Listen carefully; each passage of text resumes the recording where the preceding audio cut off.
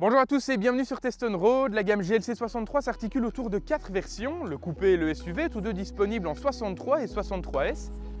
Aujourd'hui nous essayons le plus agressif mais aussi le plus cher d'entre eux, le Mercedes-Benz GLC 63S AMG coupé 4MATIC Plus édition 1.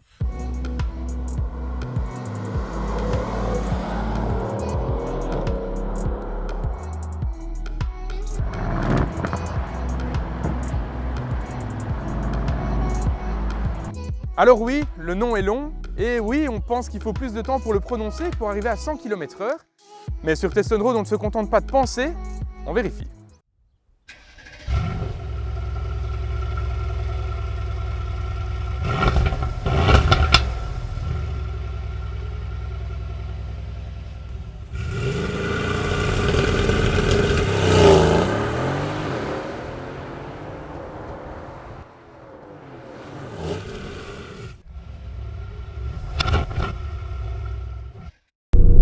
Le Mercedes-Benz GLC 63S AMG coupé 4MATIC Plus édition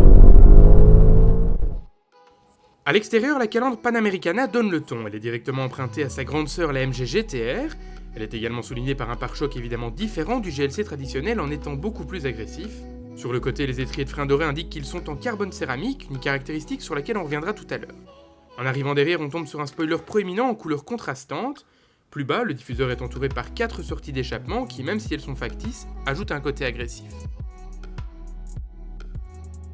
A l'intérieur, on trouve évidemment de la sportivité avec ce magnifique volant en Alcantara et ses sièges baquets AMG Performance facturés 2360 €. Un intérieur qui est en cuir noir avec des surpiqûres jaunes, une des caractéristiques de cette édition 1. Le GLC peut bénéficier, comme on s'en doute, de toutes les dernières technologies, par exemple l'affichage tête haute, l'aide au maintien de voie actif, la conduite autonome, sont autant d'options qui sont proposées au catalogue.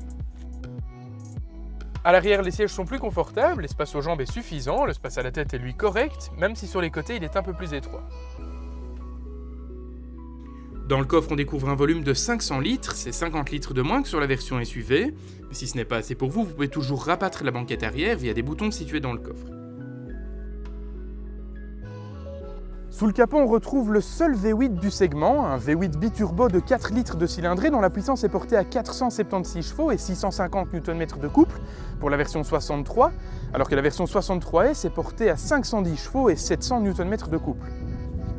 Un apport de puissance qui permet alors à ce GLC 63S d'encore gagner 2 dixièmes de seconde sur l'exercice du 0 à 100 km/h, un exercice qui est alors abattu en 3 secondes 8 seulement, c'est seulement 3 dixièmes de plus que la dernière Ferrari Portofino.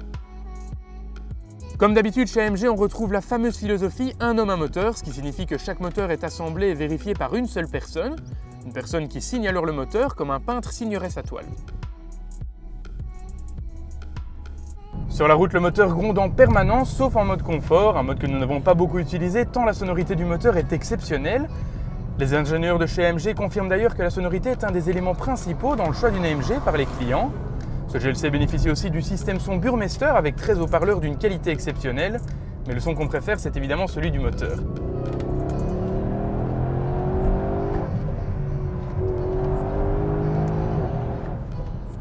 Les 9 rapports de la boîte AMG Speed Shift s'enchaînent à une vitesse incroyable et fonctionnent admirablement bien avec le moteur. Les freins en carbone céramique sont endurants et super efficaces. Contrairement à l'idée reçue, ils fonctionnent un peu moins bien à froid qu'à chaud, mais la différence n'est pas vraiment handicapante. La transmission 4MATIC Plus propulse le GLC via les roues arrière en temps normal, mais peut renvoyer jusque 50% du couple sur les roues avant si le besoin s'en fait sentir. Le SP propose 3 modes, le mode activé qui n'autorise aucune dérive, le mode sport qui permet quelques dérives et pour les plus téméraires, on peut complètement désactiver le SP. La voiture devient alors une pure propulsion. Et oui, ce GLC 63 peut drifter. La consommation moyenne est évidemment élevée avec une moyenne de 12 litres et demi au 100 km sur autoroute et même jusqu'à 30 litres au 100 km si on exploite pleinement les 510 chevaux. Rappelons que le GLC reste un SUV et qu'il pèse près de 2 tonnes. Côté budget, le SUV en version 63 débute à partir de 90 629 €. Pour le coupé en version S, il faudra débourser un minimum de 100 914 €, un prix auquel il faudra ajouter plus de 30 000 € pour atteindre les 133 000 € de notre modèle d'essai.